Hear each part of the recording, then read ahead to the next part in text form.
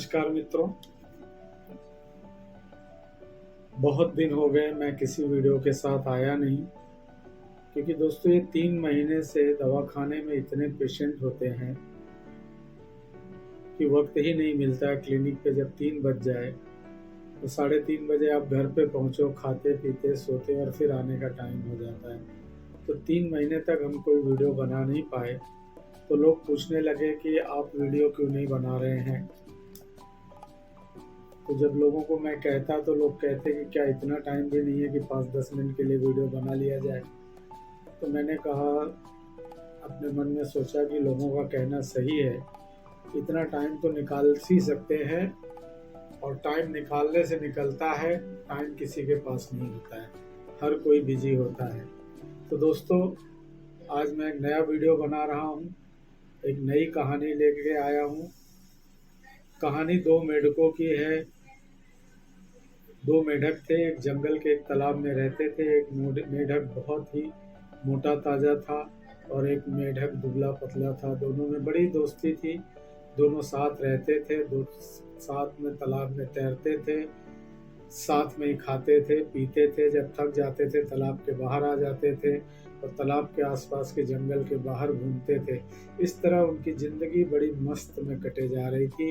एक दिन मोटे मेढक ने कहा कि चलो दूर जंगल में देखते हैं कि और क्या है, हमारी दुनिया तो बस तालाब और इसके किनारे ही रह गई। पतले मेढक ने कहा कि नहीं, अनजान जगह है, हमें नहीं जाना चाहिए। लेकिन मोटे मेढक ने जिद किया तो मित्रता के वशीभूत होकर पतला मेढक भी साथ में चल दिया। दोनों चलते चलते कुछ दूर गए थे। एक गांव में देखा एक किसान अपनी गाय से दूध दे रहा है। तो इन दोनों के लिए दूध, गाय और किसान तीनों ही नई चीजें थी। बड़े ध्यान से देखते रहे और उनको बड़ा मजा आया और उनके समझ में ना आया कि क्या है। तो किसान गाय को बांधने के लिए लेके चला गया और दूध वहीं पे छोड़ दिया।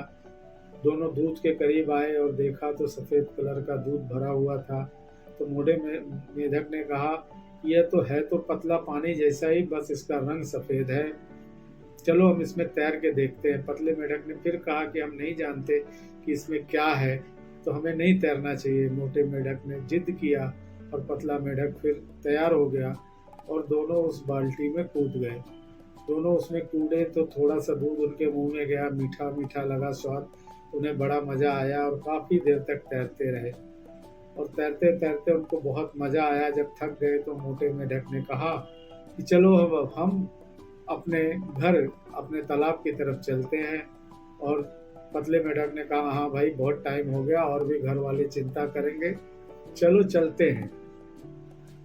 फिर दोनों ने बाल्टी के किनारे की दीवार को पकड़ के बाहर कूदने की कोशिश की, लेकिन वो कूद नहीं पाए। जितना कोशिश करते फिर फिसल कर चले आते, क्योंकि बाल्टी के किनारे पर दूध में का मक्खन लगा हुआ था, दूध की चिकनाई लगी हुई थी, जिससे उनके जो हाथ जिससे वो बाल्टी के किनारे पकड़ते वो फिसल जाते और बाहर नहीं आ पाते। बहुत कोशिश करने के बाद मोटा थक गया। उसने कहा कि भाई अब तो हमसे नहीं प्रयत्न किया जा रहा है। पतले ने कहा, हाँ मैं भी थक गया हूँ, ऐसा करते हैं कि हम लोग दोनों इस बाल्टी के दूध में तैरते रहते हैं। जिस किसका भी दूध है वह जब आएगा तो उसके काम की ये दूध ही है, हमको तो वह निकाल फेंकेगा, तब तक हमें तैरते रहना है। दोनों मान गए और दोनों तैरने लगे, लेकिन कोई बहुत टाइम तक नहीं आया। बड़ा मोटा मेढक ने कहा कि देख भाई कोई आया नहीं, मैं एकदम थक गया हूँ, अब मुझसे नहीं है चल तैरा जा रहा है, मुझसे हाथ पैर नहीं हिलाया जा रहा है। पतले मेढक ने समझाया कि देखो भाई, अगर तुम हाथ पैर नहीं हिलाओगे तो तुम डूब जाओगे, इसलिए हिलाते रहो, हो सकता है कि कोई आने ही वाला हो। फिर मोटा मेढक मान गया और अपने हाथ पैर हिलाते रहा। कुछ देर के बाद वह एकदम थक कर चूर हो गया और उसने कहा, भाई देख, मैं बचपन से तेरे साथ हूँ, तेरे साथ खेला कूदा, तेरे साथ मेरी बड़ी सुहानी यादें हैं, लेकिन लगता है कि अब तुझसे बिछड़ने का वक्त आ गया है। पतले मेढक ने कहा कि देख भाई, ऐसा मत कर, थोड़ा सा प्रयत्न करते रहे, थोड़ा सा प्रयत्न करते रहे, और जब तक कोई नहीं आता है हमें प्रयत्न करता ही रहना चाहिए। मोटा मेढक ने कहा मुझसे नहीं होगा और उसने तैरना बंद कर दिया और वह डूबकर मर गया। पतला मेढक बहुत दुखी हुआ, लेकिन जब उसने अपनी आंखों के सामने अपने मित्र को मरते देखा तो उसने अपने और तेजी से हाथ पैर चलाने शुरू किए और थोड़ी देर के बाद देखता है कि उस दूध के अंदर कुछ चिकना चिकना गाढ़ा सा चीज पैदा होने लगा। वास्तव में हुआ क्या कि दोनों जब उसमें तैर रहे थे तो वह दूध को मथ रहे थे और दूध में से मक्खन निकल रहा था। उस मक्खन के कारण दूध में से मक्खन निकल रहा था और मक्खन का ढेर जमा हो गया और उस ढेर को देख के उसे समझ में नहीं आया। वह पतला मेढक उस पर चढ़ गया और चढ़ के बाहर कूद गया तो उसने बाहर आ गया, लेकिन उसे अपने मित्र के जाने का बड़ा दुख था। बाहर आया, कुछ दिन बीत गए, पतले मेढक की शादी हुई, बच्चे हुए और वह अपने बच्चों को अपने मोटे मेढक की रोज कहानी सुनाता। तो उसके बच्चे पूछते, पापा ये हमें रोज कहानी क्यों सुनाते हो? तो पतले मेढक ने कहा, बच्चे मैं इसलिए ये कहानी सुनाना चाहता हूँ कि हमें कभी हार नहीं माननी चाहिए, क्योंकि अगर हम हार मान जाएंगे तो जिंदगी में हम कुछ नहीं कर पाएंगे। और अक्सर हम हार ऐसे समय पे मानते हैं जब हम जीतने वाले होते हैं।